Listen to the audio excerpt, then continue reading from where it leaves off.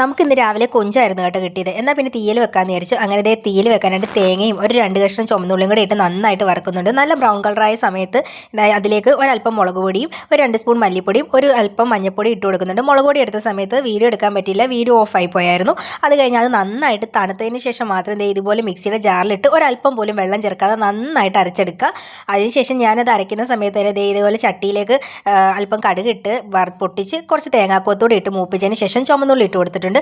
ചുമന്നുള്ളി നന്നായിട്ട് വഴണ്ട് വരണം. അപ്പോൾ അതിലേക്ക് കുറച്ച് കറിവേപ്പിലയും അല്പം 2 പച്ചമുളക് ഇട്ടിട്ടുണ്ട്. ഈ പച്ചമുളകൊക്കെ നമ്മുടെ എരിയുടെ ആവശ്യത്തിന് എടുക്കാം കേട്ടോ. അതിനുശേഷം കുറച്ച് ഉപ്പും കൂടെ ഇട്ട് അത് നന്നായിട്ട് വേവാൻ വെച്ചു. അപ്പോഴത്തേക്ക് നമ്മുടെ തേങ്ങയൊക്കെ ഞാൻ അരച്ചെടുത്തു. പിന്നെ അതിലേക്ക് കിഴങ്ങും തക്കാളിയും കൂടി ഇട്ട് കൊടുക്കുന്നുണ്ട്. മുരിങ്ങയ്ക്ക ഉണ്ടെങ്കിൽ അതും കൂടെ ഇടാൻ നല്ല ടേസ്റ്റ് ആയിരിക്കും. അപ്പോൾ അതിന് ശേഷം ഞാൻ തക്കാളിയും കിഴങ്ങും നന്നായിട്ട് വഴണ്ട് വന്നിട്ടാണ് കേട്ടോ അരപ്പിട്ട് കൊടുക്കുന്നത്.